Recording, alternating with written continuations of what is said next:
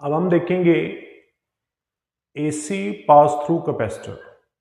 हमने देखा कि जब एसी को रेजिस्टेंस में से पास करते हैं तो करंट एंड वोल्टेज में फेज डिफरेंस जो है वो जीरो था, सेम फेज में चेंज हो रहे थे।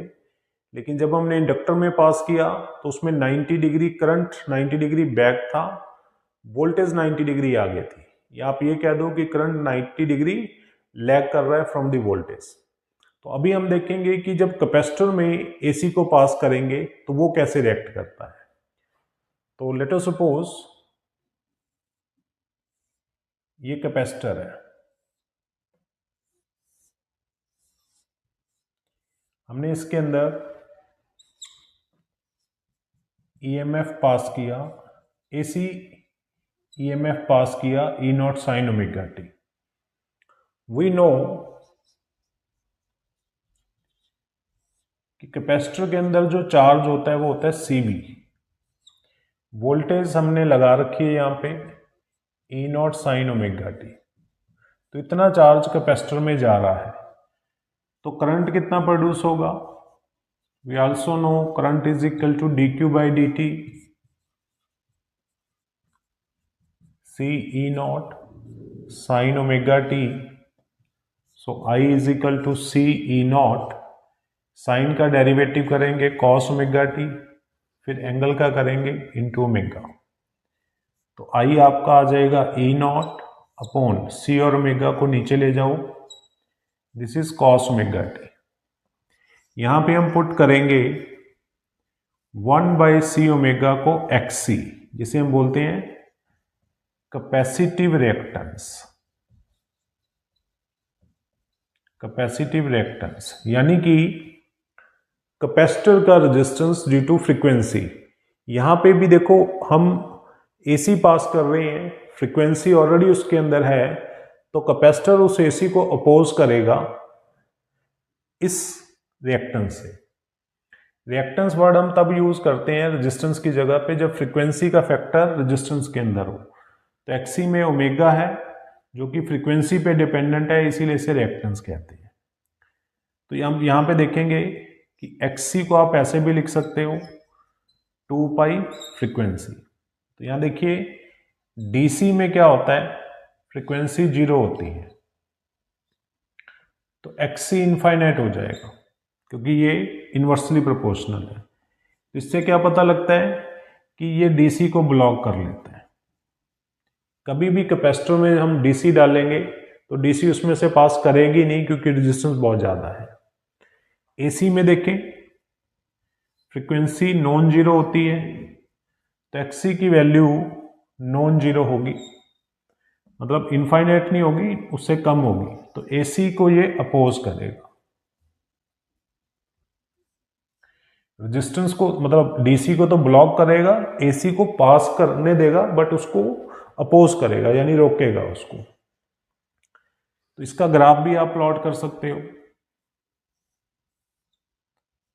एक्सी का फ्रीक्वेंसी के साथ। जितनी फ्रीक्वेंसी ज़्यादा होगी उतना एक्सी कम होगा, जितनी ज़्यादा फ्रीक्वेंसी से एसी पास करेंगे उतना वो कम अपोज करेगा उसको। तो यहाँ पे हम इसको लिख सकते हैं E naught upon XC cos omega T,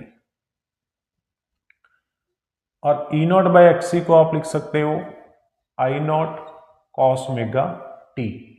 अब यहां पे कॉस ओमेगा टी आ गया तो इस कॉस ओमेगा टी को हम क्या लिखेंगे,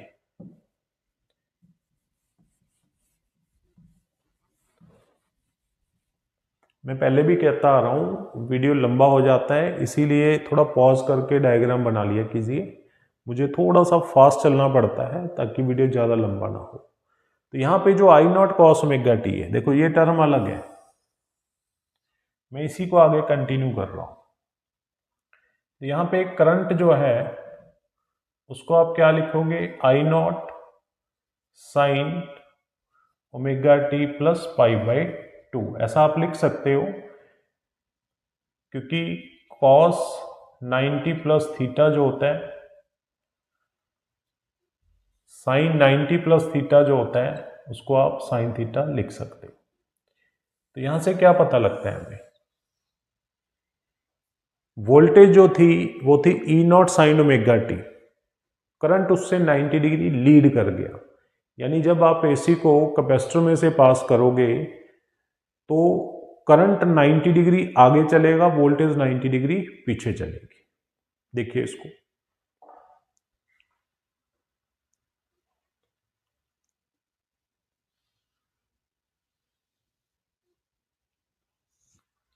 इसका फेजर डायग्राम देखिए।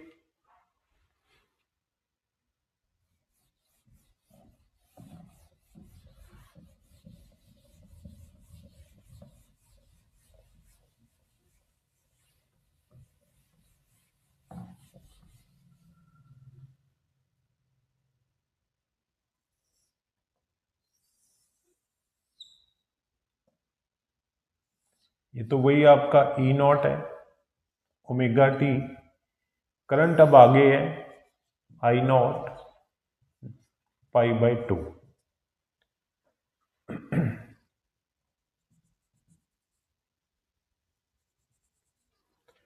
तो ये आपका इंस्टेंटेनियस ईएमएफ है ई नॉट साइन ओमेगा टी, ये करंट है इंस्टेंटेनियस आई naught sine omega T.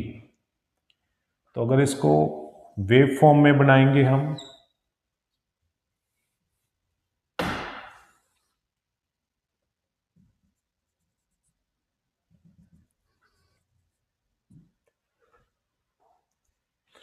Wave form को बनाने के लिए मैं कलर दूसरा ले लेता हूं।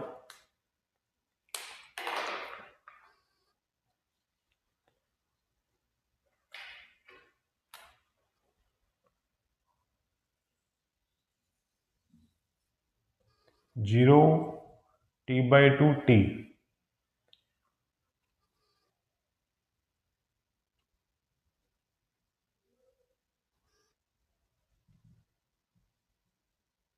ये आपका करंट आ जाएगा।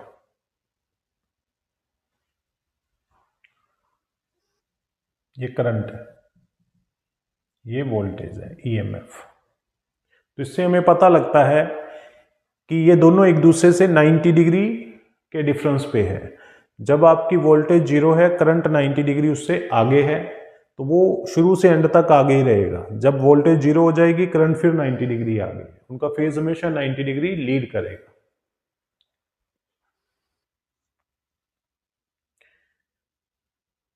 तो हमने क्या सीखा कि एसी को जब रेजिस्टेंस में से, कैपेसिटर में से और इंडक्टर में से पास करते हैं तो उसमें अलग अलग इफेक्ट होता है।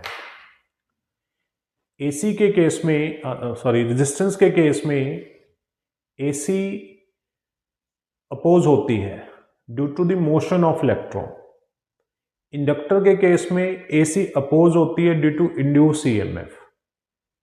कैपेसिटर के केस में एसी अपोज होती है due to the movement of charge. तीनों का इफेक्ट अलग अलग है, तीनों के फेजर डायग्राम अलग अलग है। रेजिस्टेंस में सेम फेज होता है, इंडक्टर के अंदर करंट लैग करता है और कैपेसिटर में वोल्टेज करंट लीड करती है। अगले टॉपिक में हम देखेंगे कि जब एसी को तीनों के कॉम्बिनेशन में हम पास करेंगे तो क्या इफेक्ट आएगा।